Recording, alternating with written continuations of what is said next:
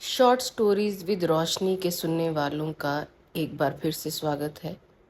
आज मैं लेकर आई हूँ आपके लिए ख्वाजा अहमद अब्बास की लिखी हुई कहानी दिया जले सारी रात।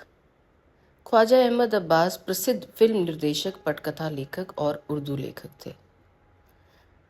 इनके द्वारा लिखा गया कॉलम द लास्ट पेज आज तक के सबसे लंबा चलने वाले कॉलम्स में से गिना जाता है, जो कि 1941 से 1986 तक चला। तो चलिए अब शुरू करते हैं आज की कहानी दिया जले सारी रात। जहाँ तक नजर जाती थी, साहिल के किनारे नारियल के पेड़ों के झुंड फैले हुए थे।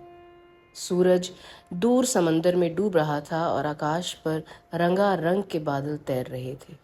बादल जिनमें आग के शोलों जैसी चमक थी और मौत की स्याही, सोने की पिलाहट और खून की सुर्खी।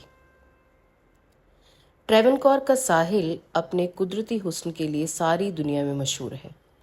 मीलों तक समंदर का पानी जमीन को काटता, कभी पतली नहरों के लहरिए बनाता, कभी चौड़ी चकली झीलों की शक्ल में फैलता हुआ चला गया।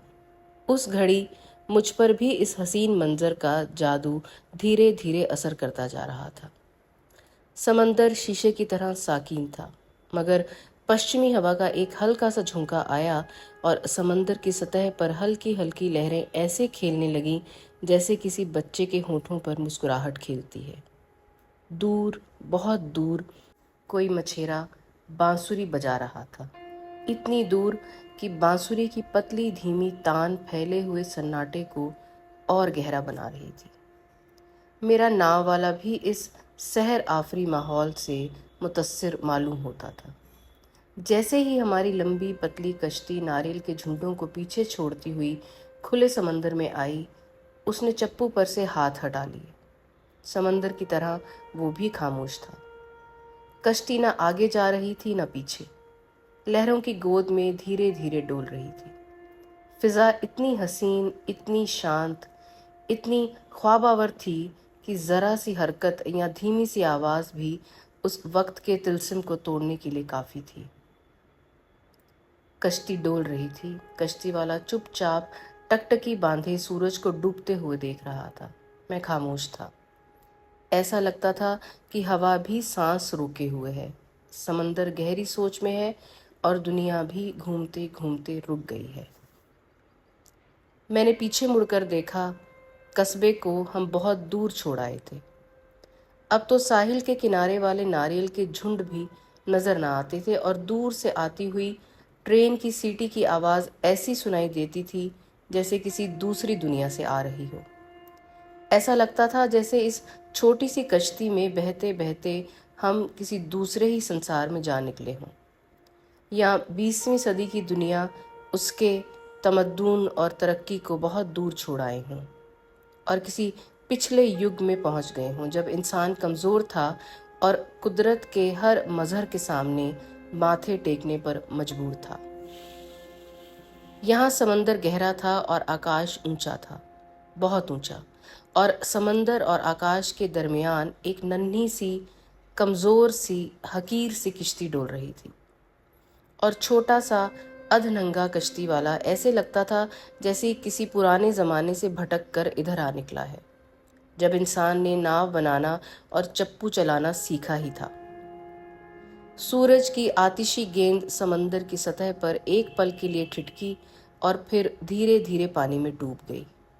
फिर उसकी आखिरी किरणें भी मगरबी आसमान पर गुलाबी गाजा मलते हुए रुखसत हो गई और थोड़ी ही देर बाद मौत की परछाई की तरह गहरा अंधेरा आसमान और ज़मीन दोनों पर छा गया। इतना गहरा अंधेरा कि मेरा दम घुटने लगा। मैं कश्ती वाले से कहने ही वाला था कि वापस चल, कि कुछ देखकर मैं ठिठक गया और हैरत से मेरा मुंह खुला का खुला रह गया। वो मंजर था ही इतना अजीब। क्या देखता हूँ कि दूर समंदर में एक चिराग बहता हुआ चला जा रहा है। वो क्या है? आखिरकार मैंने कश्ती वाले से पूछा। पीछे मुड़कर उस अनोखे चिराग को देखे बगैर ही वह बोला, आप खुद ही देख लेंगे साहब। न जाने क्यों मुझे ऐसा लगा कि ये कहते वक्त उसकी आवाज़ कांप रही थी। वो कश्ती वाला था सचमुच अजीब ही आदमी। शक्ल से ना जवान लगता था न बुढ़ा। टूटी फूटी अंग्रेजी तो तकरीबन हर एक ही बोल सकता है, मगर वो अच्छी खासी हिंदुस्तानी भी बोल लेता था। एक और दर्जा भी था। मैं मुसाफिरों से भरी हुई दूसरी बड़ी कश्तियों से सैर न करना चाहता था। मैं सुकून और खामोशी चाहता था, चीख पुकार और हंगामा नहीं। कोई बातूनी कश्ती वाला मिल जाता तो बेकार बकबक से सारा मज़ा किरकिरा कर देता। साहब ये देखो, ये देखो, ये लाइट हाउस देखो, वो टापू देखो। साहब कितने देर ठहरोगे? साहब यहाँ से कहाँ जाओगे?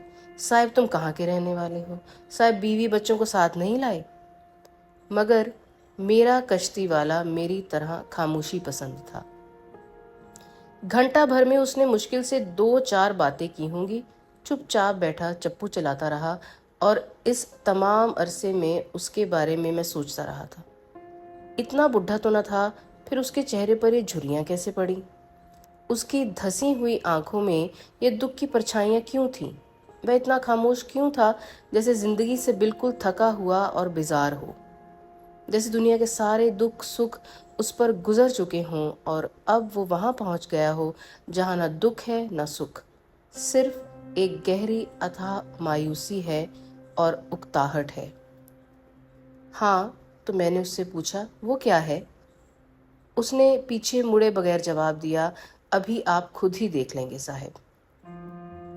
जैसे उसे पहले से ही मालूम था कि मैं किस अनोखे नज़ारे की तरफ इशारा कर रहा हूँ। फिर उसने हमारी कश्ती को धीरे धीरे उस तरफ खेना शुरू कर दिया जिधर अंधेरे समंदर में वो रोशनी बहती हुई जा रही थी।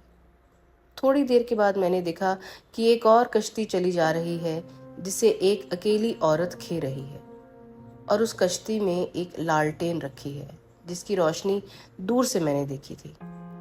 इतनी रात को अंधेरे समंदर में वो कहाँ जा रही थी और क्यों? क्या वो सचमुच की कश्ती थी या सिर्फ मेरे ख्याल जो इस तिलस्मी अंधेरे माहौल में उभर आया था? मैंने देखा कि मेरे मांझी ने अपनी कश्ती को औरत की कश्ती से काफी फासले पर रखा ताकि हम अंधेरे में छिपे रहें और वह हमें देख न सके। मगर लालटेन की रोशनी के दायरे में वो अच्छी तरह नजर आ रही थी। एक मैली सी साड़ी में लिपटी हुई दुबली पतली औरत थी, मगर उस वक्त चेहरा साड़ी के आंचल में छिपा हुआ था। उसकी कश्ती बीच समंदर में एक जगह रुक गई जहां एक डूबे हुए दरख्त का ठुंठ पानी से बाहर निकला हुआ था। समंदर में थोड़े थोड़े फासले पर ऐसे कितने ही ठुंठ आसमान की तरफ उंगली उठाए खड़े थे, मगर उस दरख्त पर एक लालटेन बंधी हुई थी जिसमें अब उस औरत ने तेल डाला और फिर दिया सलाई जलाकर उसे रोशन किया। जैसे ही वो लालटेन जली, उसकी रोशनी में मैंने उस औरत का चेहरा देखा जिस पर अब आंचल नहीं था। वो चेहरा मुझे आज तक अच्छी तरह याद है, मैं उसे कभी नहीं भूल सकता। पीला बीमार चेहरा, पिचके हुए गाल, धसी हुई आंखें, बाल परेशान और धूल से अटे हुए हाथ जिससे वो लालटेन की बत्ती को ऊंचा कर रही थी, कमजोरी से कांप रहा था। मगर उसी लालटेन की तरह वो चेहरा भी एक अंदरूनी रोशनी से मुनव्वर था। नीले सूखे हुए होंठों पर मुस्कुराहट थी और आंखों में एक अजीब चमक, इंतजार की चमक, उम्मीद की चमक, ऐसी चमक जो भजन करते वक्त किसी जोगन की आंखों में हो सकती है, किसी शहद की आंखों में, या किसी मोहब्बत करने वाली आंखों में जो अपने आशिक से बहुत जल्द मिलने का इंतजार कर रही हो। ज़रूर वो भी अपने महबूब की मुंतज़िर थी। कम से कम मुझे इसका यकीन हो गया। मैंने देखा कि उसने अपनी कश्ती घुमाई और जिस खामोशी से आई थी उसी तरह धीरे धीरे चप्पू चलाती हुई एक टापू की तरफ चली गई जहाँ सितारों की रोशनी में माही गिरों के झोंपड़े धुंधले धुंधले नजर आ रहे थे। अब वो गा रही थी मलयाली जबान का कोई लोकगीत, अनजाना मगर फिर भी जाना बूझा, जिसके अल्फाज को मैं न समझ सकता था, मगर ऐसा लगता था जैसे ये गीत मैंने पहले भी किसी और जुबान में सुना हो। वो क्या गा रही है? मैंने पूछा, और मांझी ने जवाब दिया, ये हम लोगों का पुराना गीत है साहब, औरतें अपने प्रेमियों के इंतजार में गाती हैं। मैं सारी रात दिया जलाए तेरी बाट देखती रहूंगी, तू कब आएगा साजन। और मुझे अपने यहाँ का लोकगीत दिया जले सारी रात याद आ गया, जो हमारे यहाँ औरतें भी ऐसे मौके पर ही गाती हैं।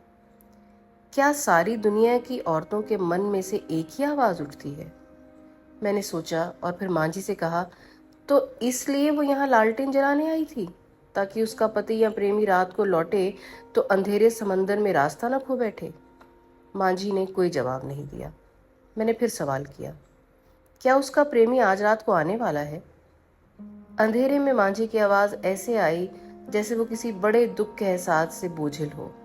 नहीं, वो नहीं आएगा, ना आज रात, न कल रात। वो मर चुका है, कई बरस हुए मर चुका है। मैं ना समझ सका और ताज्जुब से पूछा, क्या मतलब? क्या इस औरत को नहीं मालूम कि उसका प्रेमी मर चुका है और अब कभी नहीं लौटेगा? वो जानती है शायद, मगर मानती नहीं। वो अब तक इंतजार में है, उसने उम्मीद नहीं छोड़ी। और कई बरस से वो हर रात यहाँ आती है और ये लालटेन जलाती है, ताकि उसके प्रेमी की कश्ती अंधेरे में रास्ता पा सके। मैंने कहा, मांझी से नहीं, अपने आप से। अब मुझे एहसास हो रहा था कि आज मैंने अपनी आंखों से अमर प्रेम की एक झलक देखी है। ऐसा प्रेम जो किसी कहानी में पढ़ने को नहीं मिलता है, जिंदगी में कभी कभार ही मिलता है। और एक सवाल के बाद दूसरा सवाल करके मैंने मांझी की जुबानी पूरी कहानी सुन ली। ये कहानी प्रेम कहानी भी थी और हिंदुस्तान की जंग आज़ादी की एक रूह परवर दास्तान भी थी। सन 1942 में जब सारे मुल्क में इनकलाबी तूफान आया तो त्रावणकोर के अवाम, तालिब इल्म, मजदूर, किसान, यहाँ तक कि मांझी और माहीगीर भी अपने जमहूरी हकूक़ के लिए राजाशाही के खिलाफ उठ खड़े हुए। कई हजार मांझी ने हड़ताल की और ऐलान कर दिया कि हम काम पर नहीं जाएंगे, चाहे इस समंदर का रंग हमारे खून से लाल ही क्यों न हो जाए। अनपढ़ मांझी की ज़बानी ये जोशीले अल्फाज सुनकर मैंने पूछा, मांझियों की तरफ से ऐलान किसने किया था? उसने साहब, उसने। उसने? किसने? कृष्णा ने साहब।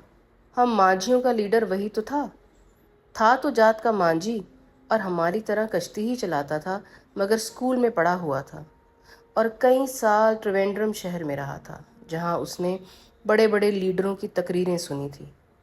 वो खुद भी लीडरों की तरह भाषण दे लेता था साहब। बड़ा खूबसूरत और तगड़ा जवान था। इस टापू तक 3 मील तैर कर अपनी राधा से मिलने आया करता था। कृष्णा और राधा, राधा और कृष्णा, ये तो बिल्कुल कहानी ही बन गई। मैंने ताज्जुब से कहा। असल में उसका नाम राधा नहीं है साहब, मगर कृष्णा उसे राधा राधा कहकर ही पुकारता था, सो और भी उसे राधा ही कहने लगे। राधा और कृष्णा सब मांझी कहते थे। ऐसा सुंदर जोड़ा दूर दूर ढूंढे से ना मिलेगा। जब इन दोनों की मंगनी हुई तो सब ही खुश हुए सिवाय, और इतना कहकर वह रुक गया। और कुछ देर फैली हुई खामोशी में सिर्फ उसके चप्पू चलने की आवाज आती रही, सिवाय, मैंने लुकमा दिया, सिवाय उनके जो खुद राधा को ब्याहना चाहते थे। और ये कहकर एक बार फिर वो खामोश हो गया। ये राधा, मैंने गुफ्तगू का सिलसिला फिर चलाने के लिए कहा, ये राधा 8 बरस पहले काफी खूबसूरत रही होगी। एक ठंडी सांस लेकर वो बोला, खूबसूरत, बहुत खूबसूरत साहब। आसपास के गांव में क्या, कोई लोन में भी कोई लड़की इतनी सुंदर नहीं थी। नारियल के पेड़ की तरह लंबी और दुबली, मछली जैसा सुडौल और चमकदार जिस्म था उसका, और उसकी आंखें इस समंदर की सारी गहराई और सारी खूबसूरती थी उनमें। मैंने सोचा, कहानी से हटकर हम शायराना मुबालगों में फंसते जा रहे हैं। मुझे राधा की खूबसूरती के बयान में उतनी दिलचस्पी ना थी जितनी कृष्णा के अंजाम में, इसलिए मैंने और फिर क्या हुआ कहकर गुफ्तगू का रुख फिर वाकयात की तरफ फेरना चाहा। फिर क्या होना था साहिब, कृष्णा की उस जोशीली तकरीर के बाद तो पुलिस उसके पीछे ही पड़ गई। उसके लिए बड़े जाल बिछाए उन्होंने, मगर वो उनके हाथ ना आया। छुपकर काम करता रहा। पुलिस वाले दिन भर उसकी तलाश में मारे मारे फिरते, मगर उन्हें ये नहीं मालूम था कि हर रात को इसी अंधेरे समंदर में तैरता हुआ वो राधा से मिलने उसके टापू तक जाता और सवेरा होने से पहले फिर तैरता हुआ वापस आ जाता। और सब पुलिस का ठट्ठा उड़ाते और कहते हमारा कृष्णा कभी इन पुलिस वालों के हाथ आने वाला नहीं है। तो सारे मांझी कृष्णा के तरफदार थे? हाँ साहेब, सभी उसके साथी थे सिवाय उनके। और फिर एक बार उसकी जबान रुक गई। सिवाय किनके? जो राधा की वजह से उससे जलते थे साहेब। फिर क्या हुआ? चांद ढलता गया साहेब, और जब अंधेरी रातें आई तो हर रात को अपने कृष्णा को रास्ता दिखाने के लिए समंदर के बीच में राधा ये लालटेन जलाने लगी। हर शाम को वो इसी तरह से जैसे वो आज आई थी, कश्ती में इस जगह आती और लालटेन जलाकर वापस हो जाती। मैंने अब पीछे मुड़कर अंधेरे समंदर में उस नन्ही रोशनी को टिमटिमाते हुए देखा तो मुझे एहसास हुआ जैसे एक बार फिर बहादुर कृष्णा अपने मजबूत बाजुओं से पानी को चीरता हुआ अपनी राधा से मिलने जा रहा है। और फिर क्या हुआ? एक रात राधा ने लालटेन जलाई मगर वो बुझ गई, और जब कृष्णा रात को तैरता हुआ आया तो उसको रास्ता दिखाने के लिए कोई रोशनी न थी। क्यों? क्या हुआ? क्या कोई तूफान आया था? हाँ, यही समझिए कि एक तूफान आया, मगर ये तूफान समंदर में नहीं, एक बेईमान आदमी के मन में उठा था। उसने अपनी कौम को दगा दी और लालटेन बुझाकर अपने दोस्त की मौत का बाइस हुआ। मगर क्यों? कोई इंसान ऐसी कमीनी और बेकार हरकत कैसे कर सकता है?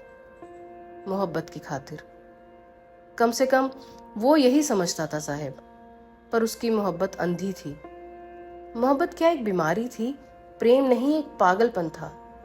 वो जानता था कि राधा कृष्णा के सिवा किसी दूसरे को देखना भी पसंद नहीं करती, सो उसी ने कृष्णा को, अपने दोस्त को कत्ल कर दिया। तो कृष्णा डूबा नहीं, कत्ल किया गया। उस रात को वो लालटेन बुझाना कृष्णा को कत्ल करने के बराबर ही था साहब। पर कातिल को ये नहीं मालूम था कि कृष्णा की मौत से उसका कोई भला नहीं होगा, बल्कि उसका भयानक जुर्म भूत बनकर उसके मन में हमेशा मंडलाता रहेगा और उसके दिन का चैन और रात की नींद को उड़ा देगा। अब हमारी कश्ती बंदरगाह के पास पहुंच गई थी और मैं कहानी और उसके सब किरदारों का अंजाम जानना चाहता था। सो उस रात कृष्णा डूब कर मर गया। फिर क्या हुआ? कृष्णा के बगैर माझियों का इक्का न रहा। पुलिस के डर से उन्होंने हड़ताल खत्म कर दी। और राधा, जब उसने कृष्णा की मौत की खबर सुनी तो उसने क्या किया? आज तक उसे कृष्णा की मौत का यकीन ही नहीं आया। बात यह है कि कृष्णा की लाश आज तक समंदर से नहीं निकली। सो आज तक हर शाम को राधा वैसे ही कश्ती में आती है, लालटेन जलाती है और वापस जाकर रात भर अपने झोंपड़े के सामने बैठी कृष्णा का इंतजार करती रहती है। और उस गद्दार का क्या हुआ? वो पाजी, उसने कृष्णा को मौत के घाट उतारा और अपने लोगों और उनकी जंग आजादी के साथ गद्दारी की, उसका क्या हश्र हुआ? वो अब क्या करता है? मांझी ने मेरे सवाल का कोई जवाब नहीं दिया।